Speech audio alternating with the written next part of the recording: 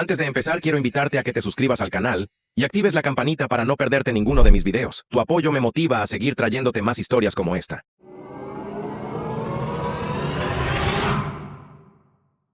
El Día de Acción de Gracias siempre fue incómodo en mi familia, pero ese año se convirtió en algo completamente diferente.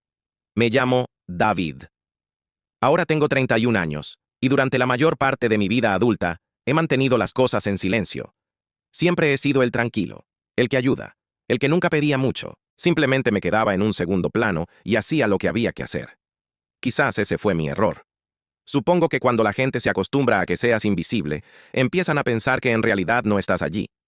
Mientras crecía, mi hermano Brandon era el chico de oro. Mariscal de campo estrella en la escuela secundaria, beca para la universidad, título de negocios, lo que sea. Él era el centro de atención. Mis padres, especialmente mi mamá, se iluminaban cada vez que él entraba en una habitación.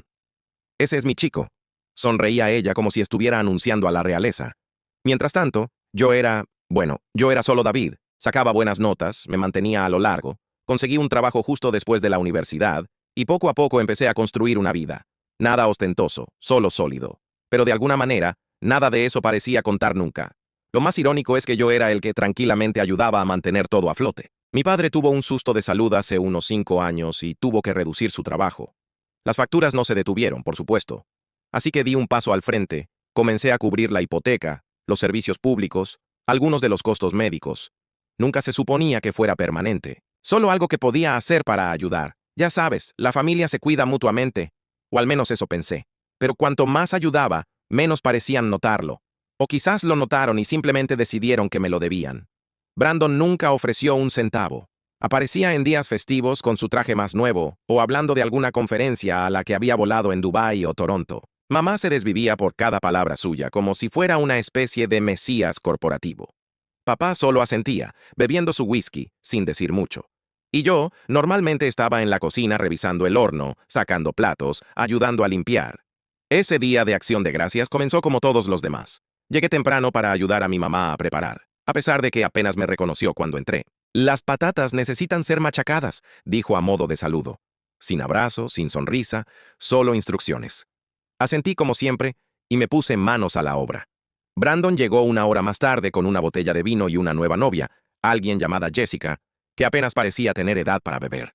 Todos se desvivieron por ella mientras yo ponía la mesa, ignorado a simple vista. La cena fue la rutina habitual de mamá, presumiendo sobre los últimos grandes movimientos de Brandon y Brandon actuando como si hubiera inventado el concepto de trabajo. Jessica se reía de todos sus chistes, fuerte y forzado, y yo simplemente me senté allí cortando mi pavo en trozos cada vez más pequeños, masticando lentamente, manteniéndome callado hasta que la conversación cambió. Comenzó con algo inofensivo. Mamá mencionó lo agradable que debía ser vivir solo, insinuando que yo lo tenía fácil. Hice una pequeña broma. Dije algo como: «Sí, el hada de la hipoteca ayuda con eso», solo tratando de restarle importancia. Pero luego me lanzó esa mirada fría y aguda y dijo: «¿Sabes, David? Siempre has actuado como si nos estuvieras haciendo un gran favor. No es así. Eres solo una carga. Siempre lo has sido». Toda la mesa se quedó en silencio por medio segundo. Parpadeé, pensando que la había oído mal. Pero antes de que pudiera decir algo, Brandon se rió entre dientes, sacudió la cabeza y agregó: «Al menos yo hago que esta familia se sienta orgullosa». Ahí estaba. Esa frase, ese golpe en el estómago, algo en la forma en que lo dijo, tan casual, como si fuera un hecho universalmente aceptado, como si yo ya debiera saberlo y aceptarlo. Simplemente hizo que algo dentro de mí se detuviera. Dejé mi tenedor, lentamente. Empujé mi silla hacia atrás y me levanté. No dije una palabra, no armé un escándalo, ni siquiera los miré. Simplemente salí, agarré mi abrigo, me subí a mi coche y conduje a casa. Recuerdo que el viaje fue extrañamente silencioso. Ni siquiera encendí la radio. Mi teléfono vibró 1 o 2 veces. Probablemente mensajes de mamá preguntando a dónde fui, o tal vez Jessica tratando de suavizar las cosas. No revisé. Simplemente conduje en silencio, aparqué, entré y me senté en mi sofá durante mucho tiempo pensando. Pensé en cada factura que había pagado, cada sacrificio silencioso, cada vez que había estado allí cuando necesitaban algo. Viajes, compras, reparaciones de última hora. Pensé en cómo ni una sola vez me habían dado las gracias.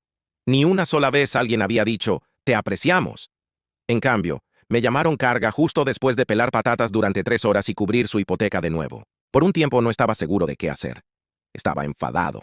Sí. Pero más que eso, me sentía entumecido. Como si acabara de darme cuenta de algo que debería haber sabido hace mucho tiempo. No me veían como parte de la familia. Me veían como una herramienta, una utilidad, una cartera con piernas. Así que paré de golpe. De la noche a la mañana. No más pagos. No más ayuda silenciosa. No más ser el felpudo de la familia. No envié un mensaje. No expliqué. Simplemente lo dejé ir todo. Desactivé el pago automático. Borré los recordatorios de facturas de mi calendario y seguí con mi vida. Pasaron las semanas. Luego, una tarde, mi teléfono sonó. Era papá. Él nunca me llamaba. Incluso mientras crecía, dejaba que mamá manejara la mayoría de las cosas. Así que cuando vi su nombre aparecer, dudé. Pero contesté. Hola, papá, dije. Su voz era tensa, molesta. David, dijo. ¿Por qué no se ha pagado la hipoteca? No lo dudé. Simplemente me recosté en mi silla y dije, pregúntale a tu orgullo y alegría. Luego colgué. Y fue entonces cuando las cosas empezaron a desmoronarse. Después de esa llamada, el silencio fue ensordecedor y revelador. Nadie se puso en contacto. Ni mamá, ni Brandon, ni siquiera con un poco entusiasta. ¿Estás bien? Era como si esperaran que volviera a rastras en el momento en que llegaran las consecuencias. Como si mi ausencia fuera solo una rabieta. Temporal. Todavía no entendían, pero lo harían. 2 días después de que papá llamara, recibí un mensaje de texto de mamá, sin saludo, sin contexto, solo. Necesitamos que arregles lo de la hipoteca antes de que afecte nuestro crédito. No seas infantil. Infantil. Esa fue la palabra que eligió. No lo sentimos. No hablemos. Solo una orden fría y concisa. Me quedé mirando la pantalla durante mucho tiempo, con el pulgar suspendido. Podría haber dicho mucho. Podría haber dejado que los años de resentimiento se derramaran en un largo mensaje, pero no lo hice. Lo dejé en leído y dejé mi teléfono. Si querían fingir que yo era solo un engranaje en su máquina, bien. Veamos cómo funcionan sin mí. La caída llegó más lenta de lo que esperaba, pero llegó. Empecé a escuchar cosas a través de la familia lejana, principalmente de mi prima Emily, que vivía a pocas cuadras de mis padres. Me llamó una noche con una risa nerviosa. Solo para avisarte. Tu mamá ha estado diciéndole a la gente que has estado pasando por algo, que no has estado bien últimamente. Se me revolvió el estómago. ¿No bien? Repetí. Sí, dijo ella con cuidado. Cosas de salud mental. Dice que estás teniendo algún tipo de colapso, que estás inestable, arremetiendo. Obviamente no lo creí, pero está contando esta historia como si te hubieras descontrolado. Cerré los ojos y respiré lentamente. Ahí estaba. Desvío clásico. En lugar de enfrentar la verdad, la estaban reescribiendo, presentándome como el problema, haciendo que pareciera que me había roto, que era poco confiable, errático. Era más fácil que admitir que se habían apoyado demasiado durante demasiado tiempo y que finalmente rompieron a la única persona que sostenía a la familia. No debería haberme sorprendido, pero aún así me dolió. Sin embargo, lo que realmente me afectó fue cómo manejaron la Navidad. Siempre había sido en mi casa los últimos años, principalmente porque tenía el espacio y la paciencia.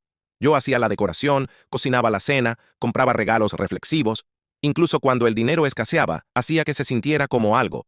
Pero ese año no los invité.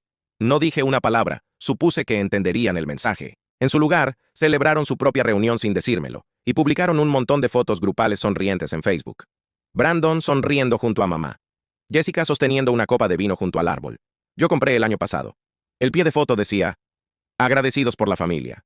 Algunas personas pueden irse, pero las que importan siempre se quedan juntas. Me golpeó más fuerte de lo que esperaba. Al principio ni siquiera estaba enfadado, solo vacío, como si finalmente me hubieran cortado por completo. No me extrañaron. Simplemente parchearon el espacio que dejé y siguieron adelante. Pero las grietas comenzaron a mostrarse no mucho después. Emily volvió a llamar a mediados de enero. No vas a creer esto, dijo. Brandon está en problemas. Levanté una ceja. ¿Qué clase de problemas? Dejó su trabajo. Parpadeé. ¿Por qué? Dice que está empezando algo propio, un negocio de consultoría o algo así, pero el rumor es que lo echaron. Malversación de fondos de la compañía o algo turbio. Nadie está contando la historia completa. Eso me tomó por sorpresa. Brandon siempre había sido el niño de oro, claro, pero no exactamente el tipo responsable. Le gustaban las apariencias, los coches bonitos, los relojes llamativos, los trajes de diseñador. Me había preguntado en voz baja durante años cómo se permitía ese estilo de vida sin que lo alcanzara. Ahora, sonaba como si finalmente lo hubiera hecho. No le dije nada a Emily en ese momento, pero en el fondo de mi mente, un pensamiento silencioso se agitó. Van a volver a llamar a mi puerta. Y lo hicieron. Comenzó con un largo mensaje de mamá, inusualmente dulce, casi teatral. Hola, cariño. Sé que las cosas han estado tensas, pero la familia es para siempre. Todos decimos cosas que no queremos decir a veces. ¿Podemos hablar? Quizás cenar pronto. Haré ese asado que te gusta. No respondí. 2 días después llegó otro mensaje. Este de papá. Conciso de nuevo. Estamos pasando por un mal momento. La hipoteca lleva 2 meses de retraso ahora. Tu madre está molesta. ¿Puedes por favor ayudarnos? Solo por esta vez. Me quedé mirando mi pantalla y simplemente me reí. Solo por esta vez. Llevaba años ayudando en silencio sin dar las gracias, sin reconocimiento. Y ahora, después de ser llamado carga y ser dejado de lado como una amarga vergüenza, querían que interviniera de nuevo, solo por esta vez. Lo que me impactó más que nada fue lo poco que parecían entender lo que habían hecho. Para ellos, yo seguía siendo el plan de respaldo, el tranquilo, el ayudante. No se dieron cuenta de que el silencio no era temporal, que no iba a volver. Aún así, siguieron presionando. Brandon llamó una noche. No contesté, así que dejó un mensaje de voz. Lo escuché una vez, luego otra, solo para asegurarme de que escuché lo que pensé que había escuchado. Oye, David, mira, sé que las cosas se salieron de control, pero, siempre has sido bueno con el dinero, y tengo esta idea de negocio que realmente podría despegar. Solo necesito un poco de capital inicial. Pensé que tal vez querrías participar desde el principio como una inversión. Ganar, ganar, ¿sabes? Me quedé en silencio atónito. Ni siquiera era una disculpa, no una real, solo una propuesta. Como si yo fuera un capitalista de riesgo, no su hermano. Como si no se hubiera reído en mi cara en acción de gracias, mientras yo cargaba en silencio con el peso de la estabilidad financiera de sus padres. Algo en mí cambió después de esa llamada. Había estado callado, pero ya no se trataba solo de dolor. Se trataba de claridad. Los vi ahora por lo que eran y lo que es más importante, lo que yo no era para ellos. No era familia. Era un recurso. Y en el momento en que dejé de ser útil, reescribieron la historia para presentarme como el problema. Pero ahora no solo había terminado. Había terminado de ser amable. Y fue entonces cuando comencé a hacer un plan. No apresuré el plan. No soy del tipo dramático. Nunca he sido el de gritar, tirar cosas, salir furioso y exigir que la gente vea mi valía. No. Prefería las salidas tranquilas, los pasos silenciosos y luego dejar que el silencio hablara por sí mismo. Pero cuando alguien intenta hacer un villano de ti solo porque finalmente dejaste de desangrarte por ellos, comienza a tocar algo más profundo. Empiezas a darte cuenta de que el silencio por sí solo no será suficiente. No esta vez. La traición, la que lo cambió todo, llegó aproximadamente una semana después del mensaje de voz de Brandon. Estaba en el trabajo, sentado en mi escritorio, revisando informes cuando recibí una llamada de un número desconocido. Casi la dejo sonar, pero algo me dijo que contestara. ¿David Miller? Preguntó la voz. Masculina, educada pero firme. Hablando. Soy Kevin Brooks de Lakeshore Lending. Llamamos para hacer un seguimiento con respecto a su reciente solicitud de hipoteca. Me congelé. Lo siento. ¿Qué solicitud? El hombre hizo una pausa. Escuché el crujido de papel. Esta es la solicitud presentada el 11 de enero para un nuevo préstamo en 324 Linton Avenue. Esa es su residencia listada. Sí, me recosté lentamente en mi silla. El aire se sentía espeso a mi alrededor. Esa era mi dirección. Mi casa. Espere, dije tratando de mantener la voz firme. Yo no presenté ninguna solicitud. Más silencio. Luego Kevin preguntó con cuidado. ¿No autorizó a Brandon Miller como cofirmante en esta solicitud? Se me revolvió el estómago. No, no lo hice. Le pedí que me enviara la documentación. Él accedió. Colgué y me quedé allí aturdido, mirando mi escritorio sin parpadear. 10 minutos después, el correo electrónico llegó a mi bandeja de entrada. Adjunto había un PDF escaneado. Y cuando lo abrí, mi nombre e información estaban por todos los documentos del préstamo, junto con la firma falsificada de Brandon. Declaración de ingresos falsificada. Incluso presentó mi información bancaria. Cuentas que no había compartido con nadie en años. Y lo más insultante de todo, la casilla de uso previsto de los fondos había sido marcada como capital para empresa familiar. Vi rojo. No solo intentó usar mi generosidad, intentó robarme. Intentó poner mi casa para financiar alguna idea condenada. La misma casa que trabajé horas extras para pagar. La misma casa que convenientemente olvidaron que existía cuando me llamaron carga. Fue como si los años de ser pasado por alto, desestimado y manipulado colapsaran en ese único momento. Como si cada vez que dejé pasar algo, cada vez que tragué mi orgullo e hice lo que necesitaban, me hubiera llevado a esta traición exacta. No lloré. No entré en pánico. Simplemente me quedé allí, todavía entumecido. La forma en que te sientes después de un accidente automovilístico, cuando tu cuerpo está bien, pero tu cerebro aún no se ha dado cuenta. Luego, lentamente, abrí una nueva pestaña del navegador. Comencé con un correo electrónico a mi abogada, una mujer llamada Yasmín, que había usado un par de años atrás para algo relacionado con el trabajo. Ni siquiera estaba seguro de que tomara un caso personal, pero lo expuse todo. Los documentos falsificados, la información bancaria, la solicitud de préstamo no autorizada. Envié el PDF, adjunté capturas de pantalla, incluí el mensaje de voz de Brandon. En 20 minutos, ella respondió: puedo ayudar, el primer paso es bloquear tu crédito. El segundo paso es reportar esto a las autoridades. El tercer paso es decidir qué tan ruidoso quieres ser. Esa última frase se me quedó grabada. ¿Qué tan ruidoso quiero ser? Había pasado toda mi vida callado, evitando escenas, eligiendo la paz sobre la confrontación. Pero ahora habían ido demasiado lejos. Brandon había intentado atarme a una deuda sin preguntar. Mis padres me habían pintado como inestable para encubrir su propia negligencia. Y cuando dejé de dar, no preguntaron por qué. Simplemente exigieron más. No, esta vez sería ruidoso. Sería innegable. No respondí a nadie ese fin de semana. No contesté mensajes de texto. No contesté el teléfono. Pasé todo el tiempo revisando recibos antiguos, registros bancarios y correos electrónicos. Construí una línea de tiempo. Cada pago que hice por mis padres, cada depósito de hipoteca, cada gasto que cubrí, los etiqueté, los feché, los organicé en una carpeta limpia. Quería un rastro de papel tan limpio que pudiera cortar el vidrio. El lunes por la mañana, presenté un informe policial por intento de robo de identidad y fraude. Entregué todo a Yasmín, quien redactó un cese y desista para Brandon, prohibiéndole legalmente usar o acceder a cualquiera de mis registros financieros o información personal.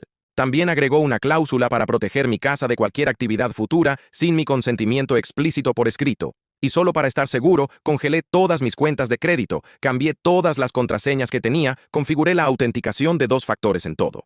Brandon no se acercaría a nada que poseyera de nuevo. 3 días después, recibí una llamada de Brandon. Esta vez contesté. David, dijo como si fuéramos viejos amigos. Oye, escucha, creo que ha habido algún tipo de malentendido. Ahórratelo. Se detuvo. ¿Qué? Sé lo que hiciste. Tengo los documentos. El banco me llamó directamente. Ya presenté el informe y vas a saber de mi abogada. Hubo una pausa, luego una risa nerviosa. Amigo, vamos, no fue así. Yo solo necesitaba un poco de ayuda, hombre. Pensé que ambos nos beneficiaríamos. No es como si te fuera a fastidiar ni nada. Ya lo hiciste, dije sin rodeos. Simplemente no esperabas que te atraparan. Está bien, mira, dijo, su tono cambiando rápidamente. Seamos sinceros por un segundo. ¿De acuerdo? Siempre has tenido ayuda. Vives solo, sin hijos, sin responsabilidades reales. Puedes permitirte prestar algo de efectivo. Estoy tratando de construir algo. Tú solo estás sentado ahí. ¿Por qué no hacer algo que realmente importe por una vez? Ese fue el momento en que me di cuenta de que realmente lo creía. No solo era manipulador. Genuinamente pensaba que tenía derecho a mi vida, mi dinero, mi casa, porque en su mente, él importaba más. Yo era solo el tranquilo, el personaje de fondo, el plan de respaldo. Colgué sin decir otra palabra. Fue entonces cuando comenzó la verdadera caída. Los días que siguieron fueron algunos de los más duros que he tenido en años. No por lo que hizo Brandon.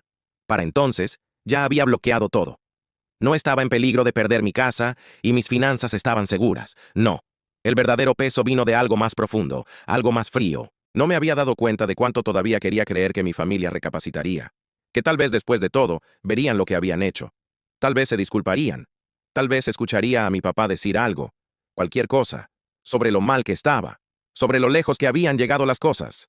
Pero el silencio me dijo todo lo que necesitaba saber. Nadie llamó para preguntar qué había pasado realmente. Nadie se puso en contacto para decir, lamentamos que Brandon haya hecho eso. En su lugar, se reafirmaron. Emily llamó de nuevo, su voz tensa y baja como si no quisiera que la escucharan. David, solo para que sepas, tu mamá le está diciendo a todo el mundo que estás tratando de arrestar a Brandon. Dijo que te lo estás inventando todo para vengarte de la familia. Ni siquiera respondí. Simplemente me quedé allí en mi sala de estar sosteniendo mi teléfono, mirando por la ventana. Era un día gris y nublado. Una de esas tardes en las que el mundo parece estar conteniendo la respiración.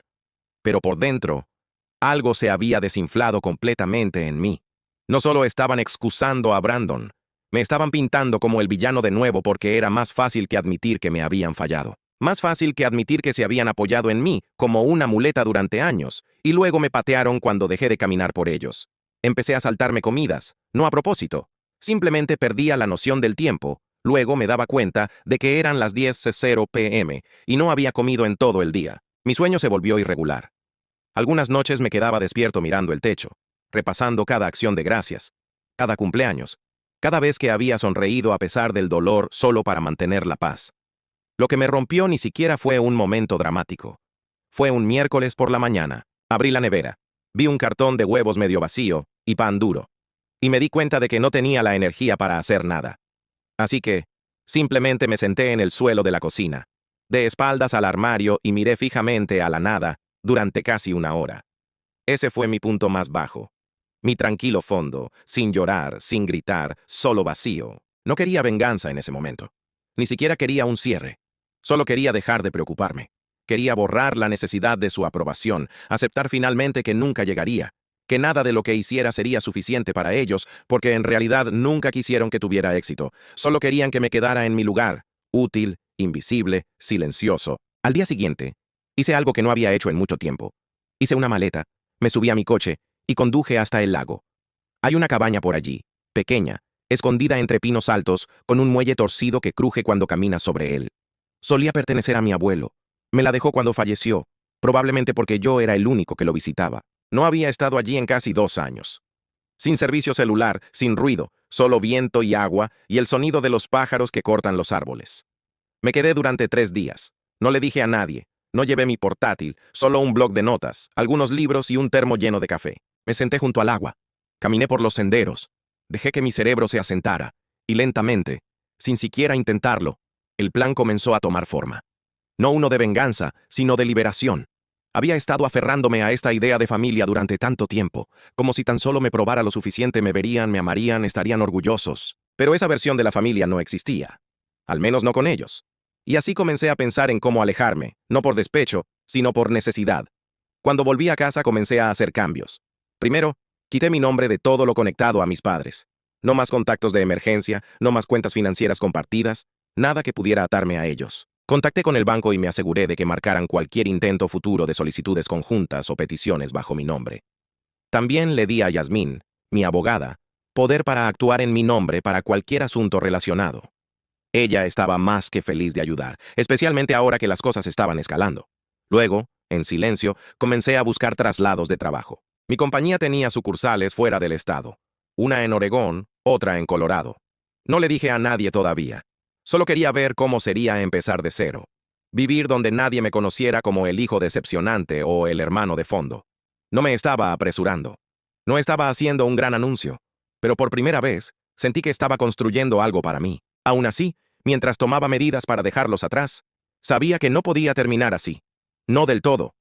No sin que saliera la verdad. Porque todavía estaban por ahí diciéndole a la gente que yo era inestable, que yo era el problema, que había abandonado a mi pobre y luchadora familia después de todo lo que habían hecho por mí. Y esa mentira no podía permitir que se mantuviera, así que esperé. Me quedé callado. Pero detrás de escena, estaba preparando el movimiento final. Porque llegaría el momento en que volverían a presionar un paso demasiado lejos. Cuando intentaran algo nuevo, y cuando lo hicieran, estaría listo. No sucedió de la noche a la mañana, pero lentamente, pieza por pieza, comencé a reconstruir mi vida. Solo que esta vez, la estaba construyendo bajo mis propios términos. Sin culpa, sin obligación, solo elecciones tranquilas y deliberadas, hechas para mí y para nadie más. El primer cambio real vino del trabajo. Yo había estado en el mismo puesto durante 5 años, analista de proyectos para una empresa de logística. Me gustaba lo suficiente, pero nunca me esforcé por conseguir más. Siempre mantenía la cabeza gacha. Siempre aceptaba las tareas adicionales sin quejarme, justo como hacía en casa. Pero después de todo lo que había sucedido, algo hizo clic en mí. Dejé de esperar a que alguien notara mi trabajo y empecé a hablar. Presenté un nuevo modelo de retención de clientes durante una reunión de equipo, algo con lo que había estado jugando en mi tiempo, libre durante meses. A nuestro gerente regional le encantó. En pocas semanas, lo estaba presentando al equipo ejecutivo. Un mes después, me ofrecieron un puesto en su nueva oficina en Portland, Oregón, un ascenso de título, un aumento de sueldo y, lo mejor de todo, un paquete de reubicación. No dije que sí de inmediato. No porque no estuviera interesado, porque lo estaba, sino porque necesitaba saber que lo estaba haciendo por la razón correcta. Pasé un fin de semana caminando por mi apartamento, tocando cada cajón, cada marco de fotos, cada recordatorio silencioso de quién solía ser. El hijo que pagaba, y se quedaba, esperando una pizca de aprecio que nunca llegó. Y para el domingo por la noche, abrí mi portátil, redacté el correo electrónico de aceptación y pulsé enviar. Así, sin más, tuve un nuevo comienzo. Vendí mi casa en 3 semanas. Se vendió por encima del precio de venta. El mercado estaba en auge y yo había cuidado el lugar mejor que la mayoría. No les dije a mis padres que me mudaba, no es que importara. La única vez que supe de ellos desde el incidente de fraude fue un mensaje de voz vago y pasivo-agresivo de mamá. Espero que estés contento ahora. La presión arterial de tu padre ha estado por las nubes. Tendremos que arreglárnoslas sin ti. Lo borré sin responder. La mudanza en sí se sintió surrealista, como si estuviera mudando la piel. El viaje por la costa fue largo, pero extrañamente tranquilo. 1100 kilómetros de aire fresco y distancia entre yo y todo lo que solía arrastrarme. La oficina de Portland era moderna, luminosa, y estaba llena de gente que no sabía nada de mi pasado. Aquí no era el tranquilo. Yo era el tipo con el modelo de retención que le ahorró a la compañía 1.2 millones en el segundo trimestre. La gente pedía mi opinión. Mi gerente me incluía en reuniones de alto nivel. Comencé a ser mentor de nuevos empleados. Por primera vez en mi vida adulta me sentí visto. Y con esa visibilidad llegó la influencia. Empecé un negocio secundario, algo en lo que había estado pensando por un tiempo. Construí un sitio web que ayudaba a las pequeñas empresas a automatizar su logística de entrega utilizando herramientas simplificadas que desarrollé a lo largo de los años. No esperaba mucho de él, pero en 6 meses tenía una docena de clientes y más que suficientes ingresos adicionales para sentir que el peso del miedo financiero se levantaba por completo de mis hombros. Me uní a un grupo de senderismo, comencé a ir a terapia, tomé una clase de cerámica, de todas las cosas. No estaba tratando de encontrarme a mí mismo. Simplemente me estaba dando permiso para hacer algo más allá de lo que mi familia me dijo que era. Y con cada paso mi confianza creció, pero también lo hizo mi claridad. Cuanta más distancia ganaba, más obvio se volvía el patrón. Mis padres no eran simplemente tóxicos, eran dependientes de controlar la narrativa. Mientras yo estuviera callado, ellos podían pintarse a sí mismos como los padres amorosos y abnegados que estaban siendo maltratados por su hijo ingrato. Brandon era la historia de éxito. Yo era el fracaso que se volvió extraño y distante. Pero lo que no sabían, lo que no podían predecir, era que yo había estado documentando todo. Correos electrónicos, mensajes de voz, extractos bancarios, mensajes de texto, todo perfectamente organizado en una carpeta en la nube. Y con la ayuda de mi abogada, había presentado una demanda civil por intento de fraude y robo de identidad. Era lento, como siempre lo son los asuntos legales, pero era real. Y eventualmente, Brandon sería notificado. Pero esa ni siquiera era la parte que me emocionaba ya. No, lo que realmente estaba esperando era el momento en que intentarían atraerme de nuevo, porque lo harían. La gente así siempre lo hace. Esperarían hasta que la tensión financiera golpeara de nuevo, hasta que el próximo gran proyecto de Brandon fracasara, hasta que la presión arterial de papá se convirtiera en más que un arma en un mensaje de voz. Entonces, se acercarían llenos de disculpas empalagosas y encanto desesperado. Y esta vez no solo los ignoraría, esta vez contestaría. Pero no como el hijo silencioso en el que solían confiar. No como el plan de respaldo. Respondería como el hombre que ya no los necesitaba, que había levantado su vida de sus escombros y se mantenía más alto de lo que jamás esperaron. Y no solo me iría. Quería quemar el puente que construyeron. Pero primero, esperé. Y mientras esperaba, me hice más fuerte. Porque a veces la mejor venganza no se trata de lo que haces, se trata de quién te conviertes. Y me estaba convirtiendo en alguien a quien nunca reconocerían ni podrían controlar. Y no tenían idea de lo que venía después. Fue a principios de primavera cuando la oportunidad finalmente llegó. No con un estruendo, sino con un correo electrónico casual enterrado en una pila de spam. El asunto decía, consulta urgente hipoteca familia Miller. Al principio pensé que era basura. Casi lo borro. Pero luego vi al remitente, un subgerente de un pequeño banco regional de mi ciudad natal. Eso llamó mi atención. Lo abrí, lo leí 2 veces y luego me recosté en mi silla, tranquilamente aturdido. El mensaje era breve. Decía que se había reportado una morosidad en una propiedad con la que había estado asociado previamente y se estaban comunicando porque mi nombre había sido incluido como contribuyente financiero anterior en la cuenta. La dirección era familiar, la casa de mis padres. La misma que yo había pagado la hipoteca durante años. La misma que dejé de pagar después de Acción de Gracias. Llamé al banco directamente. La mujer que contestó, educada pero claramente con exceso de trabajo, confirmó lo que sospechaba. La casa estaba en pre-ejecución hipotecaria.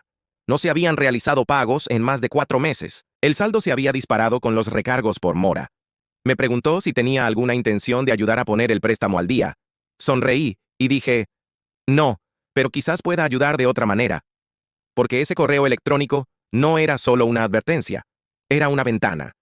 Una pequeña grieta en la pared que intentaron construir sin mí, y detrás de ella pude ver que todo empezaba a derrumbarse. Me comuniqué con Jasmine ese mismo día. Ella revisó los registros públicos y confirmó que se había presentado el aviso de ejecución hipotecaria. Aún mejor, el banco había enviado múltiples notificaciones, lo que significaba que el reloj estaba corriendo. La propiedad se incluiría en una subasta en 60 días, y fue entonces cuando todo encajó. Iban a perder la casa. La casa que siempre dijeron que se le pasaría a Brandon algún día. La casa que mamá una vez llamó nuestro legado. La casa que yo mantuve a flote durante años mientras me trataban como un cajero automático con cero valor emocional. Y ahora estaba a punto de ser embargada. A menos que alguien interviniera. A menos que alguien la comprara. Ahí fue donde la idea comenzó a crecer. Empezó como un destello, un pensamiento mezquino, un silencioso, y sí. Pero cuanto más pensaba en ello, más me daba cuenta de que ya no se trataba de venganza. No del todo. Se trataba de cierre, de recuperar algo que siempre me habían colgado como un premio que nunca ganaría. Y esta vez no solo lo ganaría, sería su dueño. Tenía los medios. Entre mi nuevo sueldo y los ingresos estables de mi negocio secundario, estaba en la posición financiera más fuerte en la que jamás había estado. Me puse en contacto con una amiga agente inmobiliaria en Portland, le expliqué la situación y le pregunté si podía ayudarme a monitorear discretamente el proceso de ejecución hipotecaria. Ella se mostró curiosa, quizás un poco preocupada, pero aceptó. Luego cavé más profundo. Emily, bendita sea, seguía en contacto. Ella no sabía el alcance total de todo.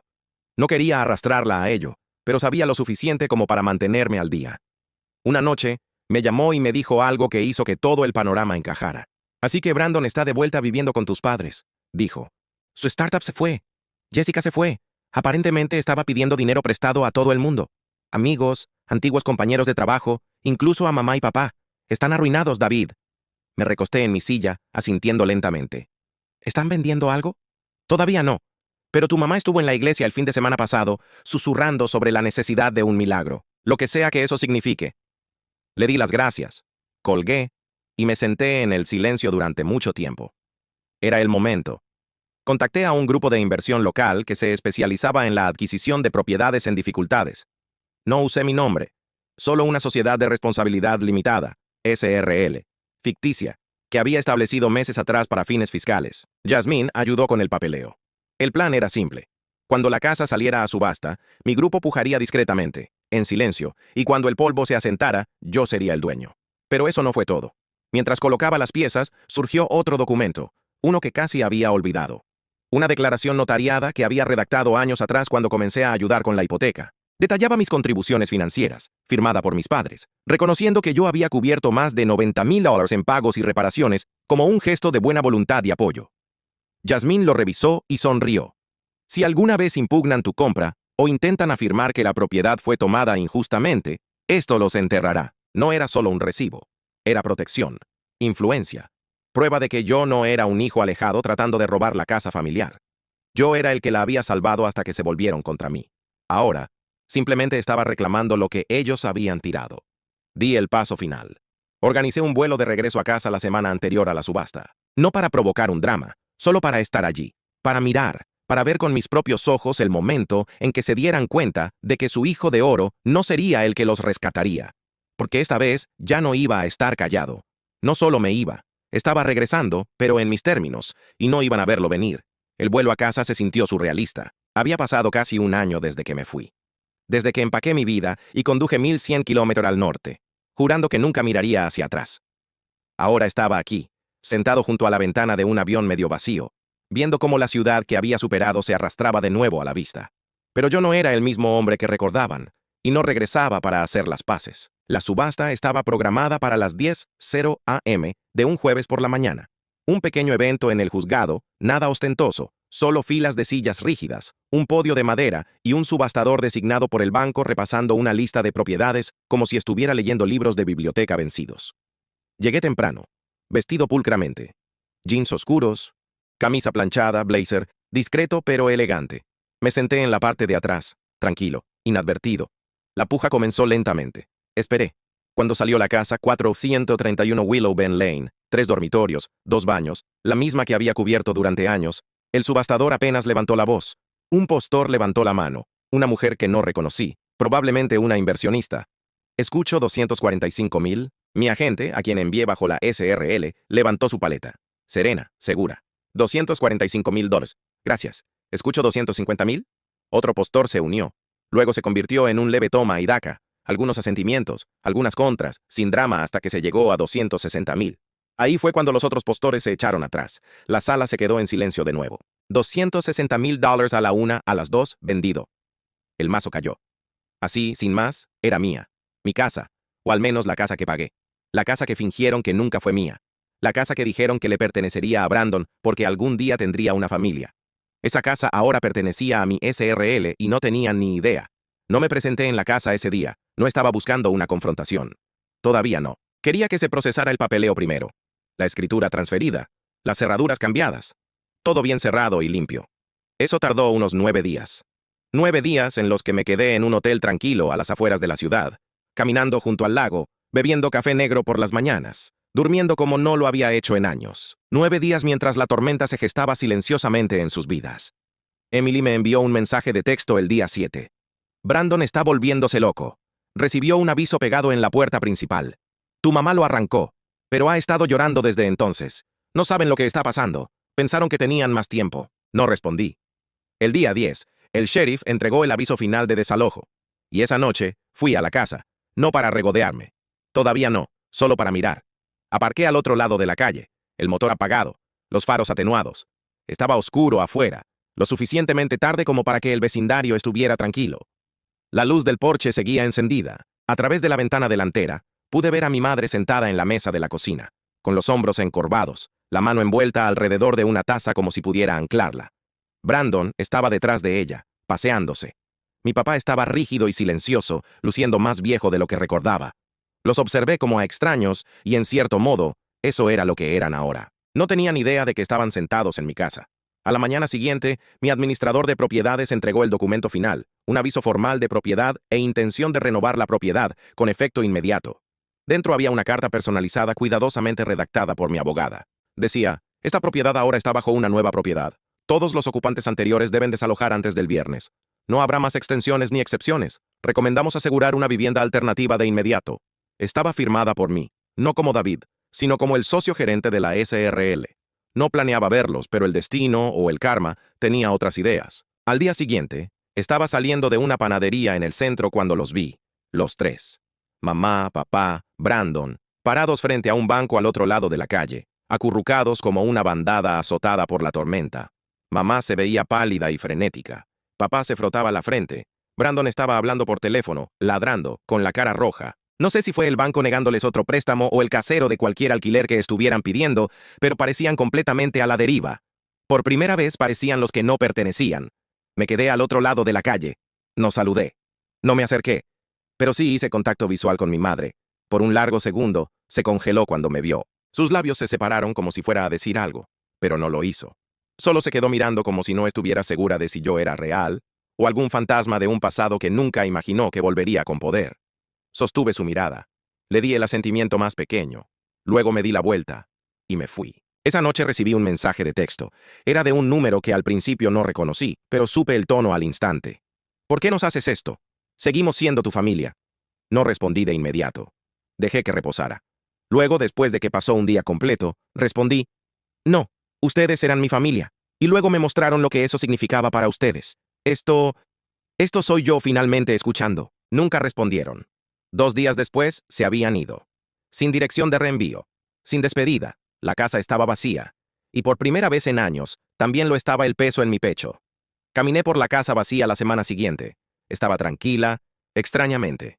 El tipo de silencio que se aferra a las paredes después de años de ruido y recuerdos. Pero esta vez, el silencio no dolió. Se sintió limpio, como el final de algo pesado. La cocina todavía olía ligeramente a canela y café viejo. Aunque todos los muebles se habían ido. Se habían llevado lo que pudieron. La mesa, el arte barato en las paredes, el viejo sillón reclinable en la sala de estar en el que papá solía dormirse todas las noches. Pero dejaron las fotos. Retratos escolares descoloridos de Brandon, fotos de graduación, una foto familiar de Navidad de hace 15 años donde yo estaba medio cortado a un lado del marco. Encontré una caja de zapatos polvorienta en el fondo de un armario con mi nombre. Dentro había dibujos de la infancia, un par de boletas de calificaciones viejas y una nota de agradecimiento arrugada que le había escrito a mi mamá en tercer grado después de que me empacó mi almuerzo favorito. Aparentemente la había guardado, o tal vez simplemente olvidó que estaba allí. No me la llevé. La dejé en la caja porque esa versión de mí, el que anhelaba su amor, el que intentaba ganarse un lugar en la mesa pagando las cuentas y tragándose los insultos, ya no vivía allí. Cerré la caja y luego cerré la puerta con llave. La noticia corrió. Yo no la difundí. No tuve que hacerlo. Este pueblo funcionaba con susurros y cercas de patio trasero, y la gente no tardó en reconstruir lo que había sucedido. Emily me dijo que mi madre comenzó a decirle a la gente que yo los había engañado, que había robado la casa mientras eran vulnerables. Pero la verdad tenía recibos, avisos bancarios, documentos judiciales, un rastro de papel tan largo y nítido que cortaba cada mentira que intentaron inventar. Y la mejor parte, ya no se trataba solo de la casa. El caso de fraude de Brandon avanzó. Los documentos de préstamo falsificados, el intento de robo de identidad, todo lo alcanzó. Mi abogada presentó todo a las autoridades. La investigación fue tranquila pero exhaustiva. Unos meses después, recibí un mensaje de la oficina del secretario del condado. Brandon había aceptado un acuerdo de culpabilidad. Multas, libertad condicional y una marca permanente en su historial. Nada dramático, ni monos naranjas ni noticias de última hora, pero lo seguiría por el resto de su carrera. El niño de oro finalmente había aprendido lo que significaba caer. En cuanto a mis padres, se mudaron con una prima de mi madre fuera del estado. Un lugar pequeño compartido con otro miembro de la familia. Emily dijo que lo odiaban. Sin privacidad, sin control, sin pedestal sobre el que pararse. Intentaron comunicarse una vez más. Un sobre enviado a mi nueva dirección, escrito a mano, rogando por la reconciliación. No lo abrí. Lo tiré a la trituradora sin leer una palabra porque el perdón no se debe. Se gana. Y nunca intentaron ganarlo. Ni una sola vez. 6 meses después, la casa estaba completamente renovada. No volví a vivir en ella. La convertí en un hogar de transición. Un lugar para jóvenes adultos que salen del sistema de acogida y necesitan un comienzo seguro. Me asocié con una organización sin fines de lucro local. Establecí un fideicomiso a nombre de mi abuelo y comencé a financiarlo silenciosamente con los ingresos de mi creciente negocio. Esa casa había sido una vez un símbolo de control, de vergüenza, de quien creían que merecía qué. Ahora, era una segunda oportunidad para alguien que nunca tuvo una. La visité una vez a última hora de la noche después de que los nuevos residentes se hubieran mudado. La luz del porche estaba encendida. La risa se filtraba por las ventanas. Cálida, viva, real. Me paré en el bordillo y respiré hondo. Luego sonreí, porque la casa ya no llevaba su legado, llevaba el mío, y lo construí con todo lo que intentaron quitarme. Si te gustó esta historia, suscríbete y déjanos un comentario contándonos qué opinas y desde dónde nos estás viendo. Muchas gracias.